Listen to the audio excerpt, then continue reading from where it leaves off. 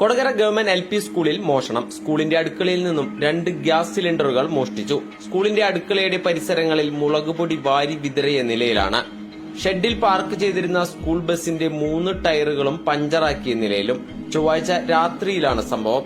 രാവിലെ സ്കൂളിലെത്തിയ പാചക തൊഴിലാളികളാണ് മുളകുപൊടി വാരി വിതറിയ നിലയിൽ ആദ്യം സംഭവം കണ്ടത്.